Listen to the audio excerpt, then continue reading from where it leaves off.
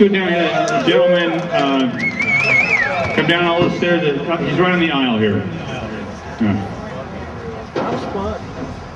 I'm John Houston from just south of Arlington in the county. Hey, John. Thanks for doing this, Rick. Doesn't work. You're welcome. I'm not going to go through this, but I want everybody to know that John Mackey is the co-founder and CEO of Whole Foods Market. And they're a fairly large company, but they're not large. And he had an article yesterday in the wallstreetjournal.com that, in my opinion, I favor. So if you would take a look at that, or one of your assistants would take a look at those items. He's actually been in charge of a company for quite a while and provided health care and is very concerned about health care for his employees. And he does have some excellent ideas. I will tell you that he starts out by quoting from Margaret Thatcher, "The problem with socialism is that eventually you will run out of other people's money."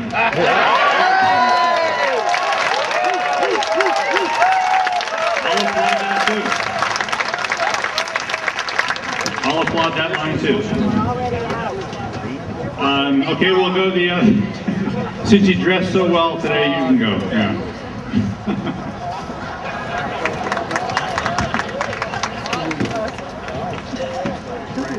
I'm here today to represent... What's your name?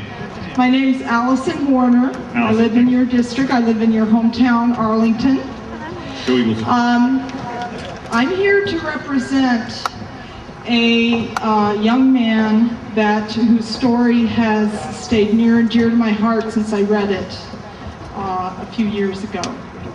And you may have heard of this because I know that people in Congress had taken some action around things because of it. And that is Diamante Driver, an 11-year-old Maryland boy who died from lack of dental care. He developed a brain abscess because he could not get dental care for abscessed tooth. His mother was trying to get care for her other son who had numerous abscesses. She's part of the working poor in this country. And during the Bush administration, Grover Norquist said that he would like to see a couple of states go bankrupt. And I thank Grover Norquist for Diamante Driver's death because he got his wish. The state of Maryland is going bankrupt. The state of California is going bankrupt. If private companies and our wonderful capitalist system is so beneficial to everyone, then why are we in this fiscal crisis? Why is there so much corruption and greed that is taking people's lives? Why are we spending millions and millions of dollars so that Brown and Root can make a profit rebuilding Iraq?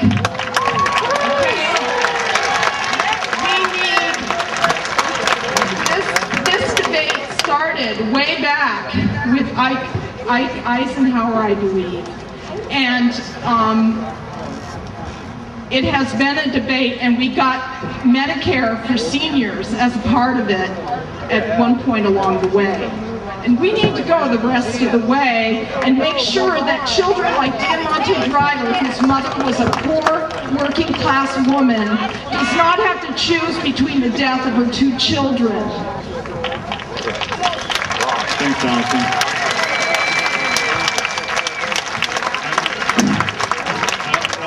I will say this, Allison, about, and this to go to everyone as well, that it helps me, because I can always be educated, it helps me to understand the emotion and the passion that people have on this issue of healthcare. Because it isn't about moving boxes on an organizational chart. It's about individuals, people, so that their families and their personal health. and whether or not there's a family member or a friend to be there for them, and whether or not, in some cases, there's help from the community to help them as well. And so I want to thank you for your comments. We're gonna move on to the gentleman up here in the glasses, the Jim Scott lookalike right here. My name is David Arnold Bishop from Snohomish. I'm an independent contractor. I have one employee myself. My concern is that our freedoms are being eroded away. I can't live the way I live unless I'm free. Right.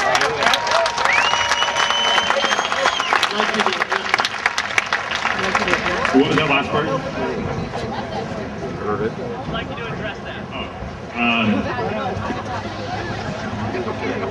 Thanks. I agree. I do. This is the greatest country on earth. I get to. Keep it that way, Rick. I get the privilege to do this job. You own the job. It's one of the few countries in the world where the people actually own the job that other people have and can give it and take it away. Yeah.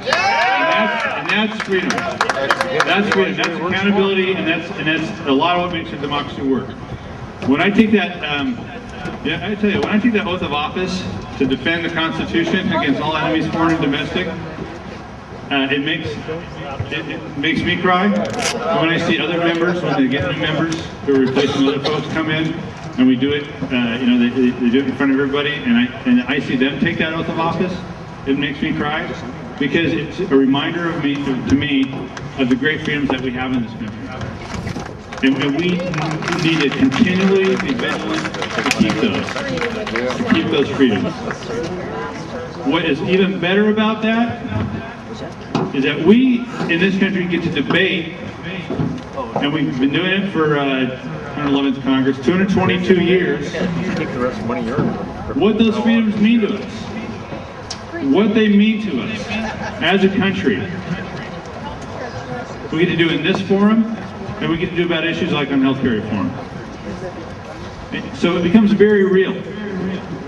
We take that oath of office from the Constitution, you take your love of freedom, and we get to try to make it real in debates like this.